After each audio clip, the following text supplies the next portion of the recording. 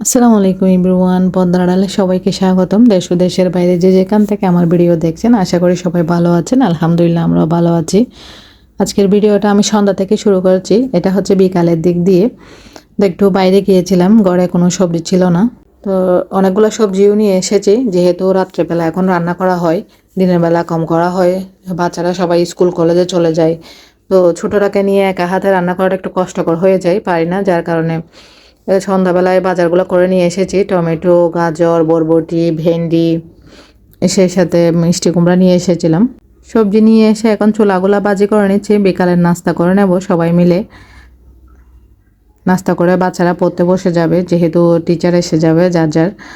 শুধু ছোটোটাকে আমি নিজে পড়াই, যার কারণে বিকালেরটা দিক দিয়ে আমি খাবারগুলো রেডি করে ফেলি রাতের জন্য।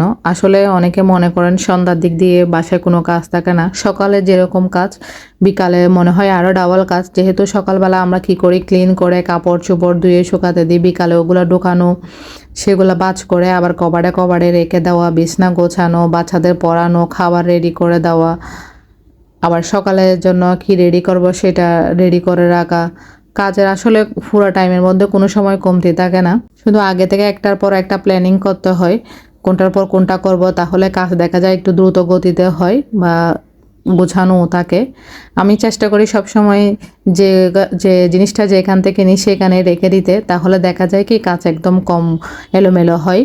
সাথে সাথে ক্লিন করে টাইলসে ময়লা পড়লে ওই জায়গাটা আমি সাথে সাথে ক্লিন করে ফেলি, কাপড় দিয়ে মুছে নিয়ে ফেলি। তার কারণে কী হয়, ঘরও কম ময়লা হয় এবং পরিষ্কারও দেখা যায়। তো কথা বলতে বলতে চুলাগুলা বেজে নিয়েছি এখন আমি একদম ভালো করে। চুলা ভাজির মধ্যে আমার একটু পেঁয়াজ, তেল, তারপর আলু একটু বেশি হলে খেতে অনেক ভালো লাগে, মানে রসালো টাইপের একটু হলে আমার ভালো লাগে খেতে। ড্রাইটা একটু ঝরঝরে ছোলা ভাজা এটা আমার একদম ভালো লাগে না। দেখুন মাশাআল্লাহ রেডি হয়ে গেছে, এখন প্লেটে করে বেড়ে ডাইনিং টেবিলে নিয়ে যাব। আমি আমার মেয়ে বসে খেয়ে নেব, আর ওরা হচ্ছে কেউ, আমরা দুজন মুড়ি দিয়ে মেখে খেতে পছন্দ করি একসাথে, কিন্তু আমার ছেলে আবার মুড়ি খায় না, ও অল্প করে খাবে, ছোলা ভাজা তেমন একটা খেতে চায় না। এখন বিকালে নাস্তাটা করে নিচ্ছি।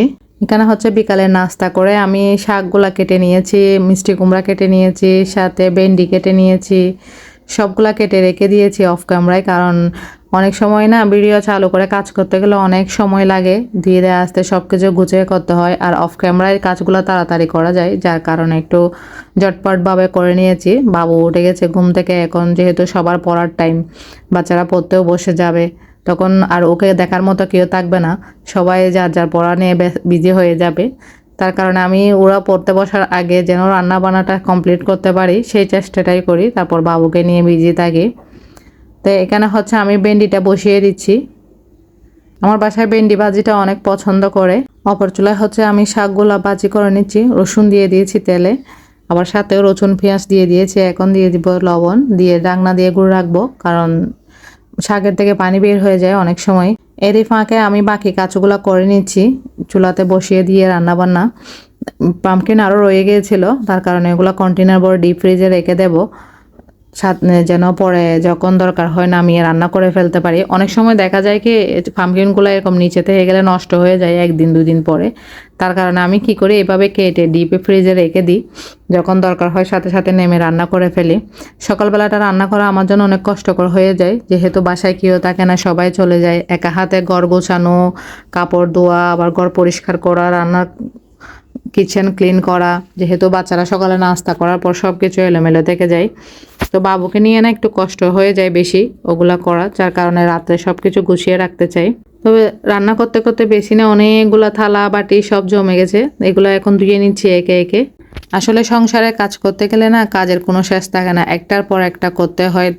কাজ যদি সাথে সাথে একটার পর একটা করা হয়, তাহলে দেখা যায় যে ঘরটা একটু গোছানো পরিষ্কার পরিপাটি থাকে।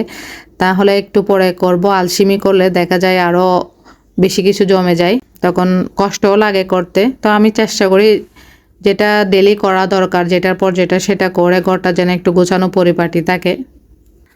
তো এখন ধোয়ার কাজ কমপ্লিট, বেসিনটা ভালো করে ক্লিন করে নেব, এখন একদম ক্লিন করে ধুয়ে মুছে একদম পরিষ্কার করে রেখে দেব। রাতের খাওয়া দাওয়াটা আর আপনাদের সাথে শেয়ার করে নেই, যেহেতু রাতে খাওয়া দাওয়া কমপ্লিট করে নিয়েছি এবং বাচ্চাদেরকে শুয়ে দিয়েছি। এখন বড় দুনুটা আসছে, রাত 11টা বেজে গেছে, ওনাকে কোরিয়ান রামেন নুডলসগুলা খাবে, একদম বেশি জাল ওই নুডলসগুলা, স্পাইসি। তা আমি বলছি এত রাতে স্পাইসি খেয়েও না, হয়তো পেট খারাপ করতে পারে, সমস্যা হতে পারে, দিনের বেলা খাবে। বলছে না আমি এখন খাবো, আমার খেতে ইচ্ছে করতেছে। তো আমার ছেলে আর আমার মেয়ে বানিয়ে নিচ্ছে, বড় দুনুটা। আমি বলছে ঠিক আছে তোমরা বানিয়ে নাও, যদি খেতে ইচ্ছে করে, আমি বানাতে পারবো না।